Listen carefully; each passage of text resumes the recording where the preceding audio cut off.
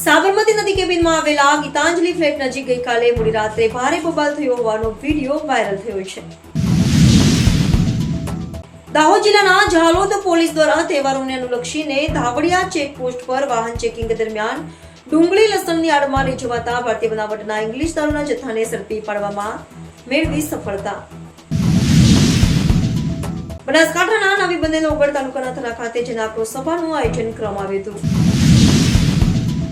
Vote ચોર ગાદી છોડ અભિયાન અંતર્ગત લોકશાહી બચાવવા અને બંધારણીય આપેલા મતદાધિકારની રક્ષા માટે મણિનગર વોર્ડ મિલકતનગર વિસ્તારમાં સ્થાનિક મતદારો સાથે ઝુંબેશ કાર્યક્રમનું કર્યું આયોજન।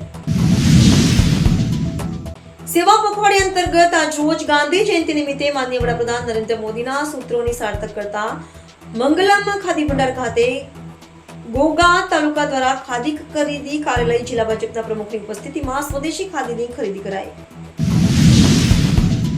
હરિવિલા ફ્લેટના કોમન પ્લોટમાં નવરાત્રી મહોત્સવમાં ખેલૈયાઓ મન મૂકીને ગરબે ઘૂમ્યા હતા।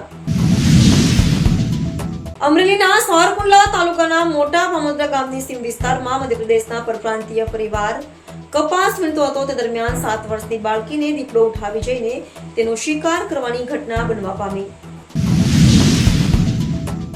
ઉપલેટાના ભાયાવદરમાં ગેરકાયદેસર દવા વેચાણના કોલ સેન્ટરનો પર્દાફાશ કર્યો।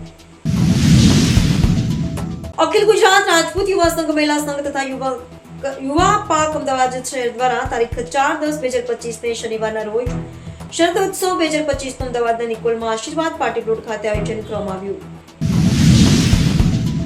કલ્યાણગઢ ગામની સીમમાંથી જુગાર રમતા 11 ઇસમોને ગણના પાત્ર કેસને છોડી કાઢવામાં બગોદરા પોલીસ સ્ટેશનની ટીમને મળી સફળતા।